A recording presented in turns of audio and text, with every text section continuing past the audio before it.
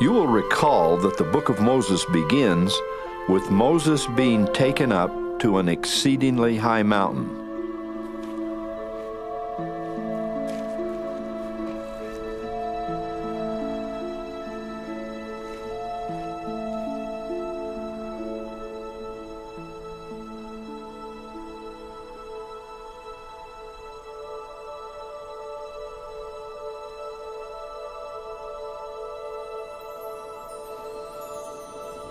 And the glory of God was upon Moses.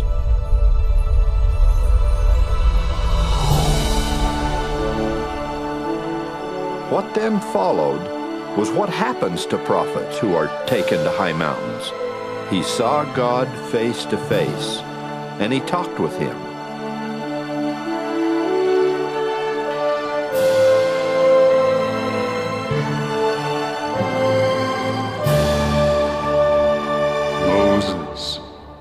Behold, thou art my son.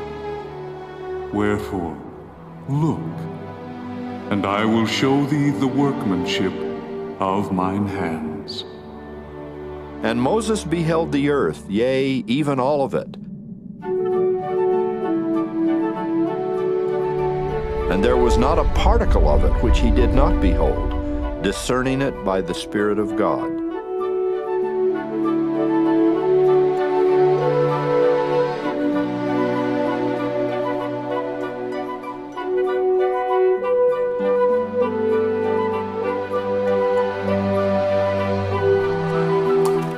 And he beheld also the inhabitants thereof, and there was not a soul which he beheld not.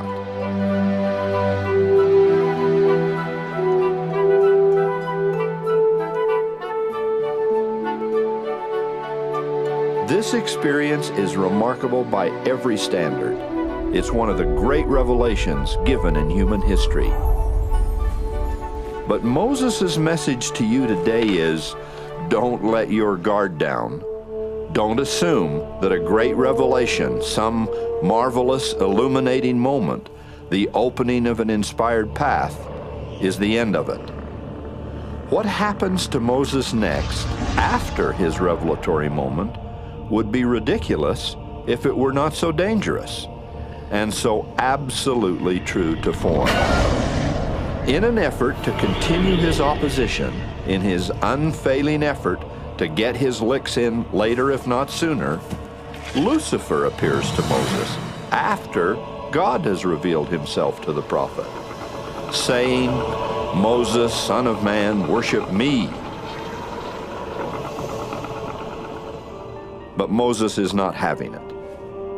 He has just seen the real thing. And by comparison, this sort of performance is really pretty dismal. Who art thou? For behold, I am a son of God. Where is thy glory that I should worship thee?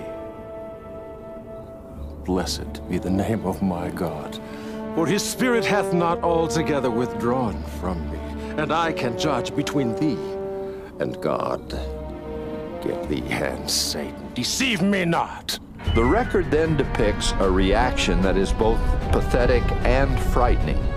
And now, when Moses had said these words, Satan cried with a loud voice and ranted upon the earth and commanded, saying, I am the only begotten, worship me. And it came to pass that Moses began to fear exceedingly.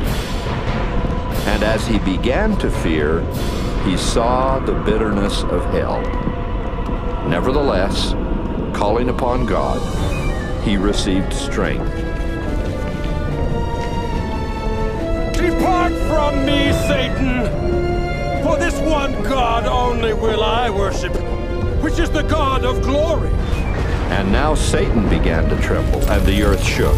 In the name of the only begotten, depart hence, Satan. And it came to pass that Satan cried with a loud voice, with weeping and wailing and gnashing of teeth, and he departed hence. Always to come again, we can be sure, but always to be defeated by the God of glory. Always.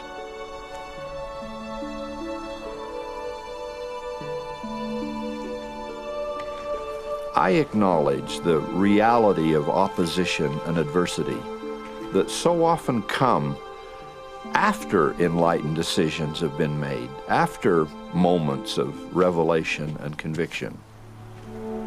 But I bear witness that God has set bounds and limits to the opposing powers of darkness.